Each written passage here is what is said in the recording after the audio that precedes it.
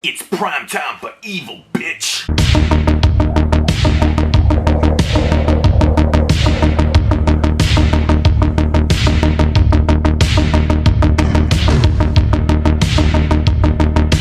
Yo, what's up everybody? Welcome to episode 36 of my random horror review series. I am your host, Mood616, and thank you once again for... Oh my god.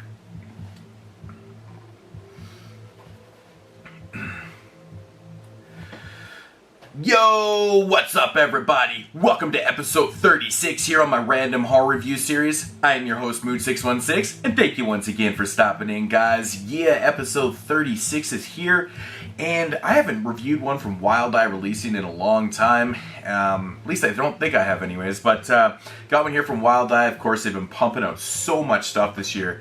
And yeah, this one right here had me intrigued right from the get-go. Right as soon as I saw this one, it's from 2013, originally, just got released on media in 2015 here. It's an anthology series, and you know me with anthologies, I love anthology films, so this one just piqued my interest right away, had to check it out. The name alone just grabbed me, pulled me right in, and of course it is called The Horror Network. Yes, apparently it's The Horror Network Volume 1. I don't think this one says Volume 1, but everywhere I look it just says The Horror Network Volume 1, which is kind of interesting, but yeah, getting into the anthology. Now, this one right here doesn't have a wraparound story. It's like one of those anthologies without a wraparound story. It's just got 5 stories directed by 6 directors. One of the stories has, co-directors on it. So just 5 tales of modern horror is what the back says. Basically, the first short in this anthology series is about a girl that's getting these really kind of weird, ominous phone calls at nighttime, like late at night, like 3 in the morning type deal, and she's having some like really creepy moments and things. The weird thing about this short right here is that it actually plays before the credits roll. So it's about like a 10-minute short, and it completely plays right before the credits, and then, so it kind of feels like this intro, but it's actually like a full-fledged short to, the whole program that you're about to watch. So it's kind of strange how they did it, but yeah, and that's basically the whole premise of that one right there. The credits roll, then you get into your second story, which is about a young man who's seeing a psychiatrist, and the thing with this guy is that he's sleepwalking, and every time he wakes up with like blood on him, on his hands, on his body and stuff, but he can't recall or recollect anything that happened. He doesn't remember leaving the room or anything. So basically the psychiatrist tries some hypnosis on him, to figure out, dig deep down in there, and maybe he'll, say some things that will unravel the mysteries of his sleepwalking in the blood. And, but yeah, and that's what that one is right there.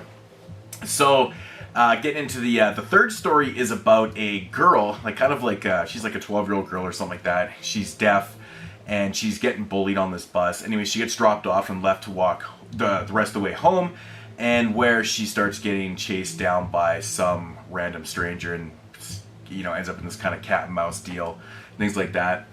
Into the fourth story is about a girl and her mother who are dealing with the past, about the mother's husband and of course the daughter's dad, things that he has done to them in the past. So they're dealing with this stuff in the present and things like that.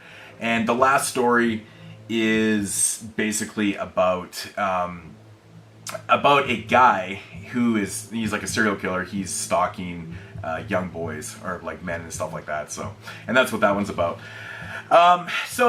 This one right here, it says right on the back that it runs about 97 minutes. It actually doesn't. This one runs about 84 minutes. So my thoughts on this anthology, I actually really enjoyed this. I generally have a hard time with anthology films that, don't have a wraparound story. I love to see wraparound stories. Say if you have 3 or 4 shorts and you got a wraparound story and it plays in between each short and then it comes full circle. I love things like that. This one to me doesn't really feel like an anthology, it just feels like a block of shorts, But with that said, I thought they were all pretty interesting for the most part. The first one is very slow. The one about the collar, it's very slow. It's very ominous, and just kind of you almost have to replay it back because like I said, it plays before the credits. It's kind of creepy. It just kind of ends and it just kind of leaves you with just a whole lot of like I want more kind of thing. Which is unfortunate. The second one I really did dig. I like the acting in the second one with the psychiatrist and the guy. I thought that was really cool. I like how it kind of plays out. It was a little bit predictable in what was going to happen, but I thought it was really well done. I thought the acting was great. I thought the music was great in it. As for the third story with the little girl, I thought that one was awesome. I would like to see like a whole film about this story right here, about pretty much a deaf girl. She's deaf in one ear. She can hear out of the other one a little bit, and she's being chased down and gets in this cat and mouse game. I love the atmosphere. I thought the acting was great. The way they shot it and the setting was fantastic too. I thought it was really well done actually. And I just wanted more from that one too. Like a lot of these shorts, sometimes when they're really good, you just want a lot more from them. This is one of them. I thought it was really good. As for the fourth one, about the mother and daughter who are dealing with, the things of the past that the male figure in their lives had done to them and things like that. This one is most definitely the most bizarre, the most fucked up, the most gory out of all the shorts in it. It's like actually foreign too, so it's subtitles, so you have to read it. I believe it's Spanish. And it's not bad. I actually thought it was like kind of like my second least favorite one. But I think I've heard from other people that they really liked it too, but I don't know. It was okay. It is the strangest and most fucked up one in there. Not too bad. And of course the last one I think was probably my favorite. It's just the ending of the last short was fantastic. It was just really kind of played well. There's actually a special feature on this DVD where you can play the full extended cut. Well, not the full extended cut. I just got like a few more minutes of the last short, so it's got a few extra minutes in it. But I love the last one, man. It's just about this guy is working on his house. He stalks this guy, and he's a serial killer, so he ends up killing him and things like that. But yeah, really good though. I thought it was good. Just kind of ominous again. Pretty decent violence in it. Just kind of shocking violence and things that are happening in it. But overall, I really enjoyed it. I didn't think anything was overly shitty.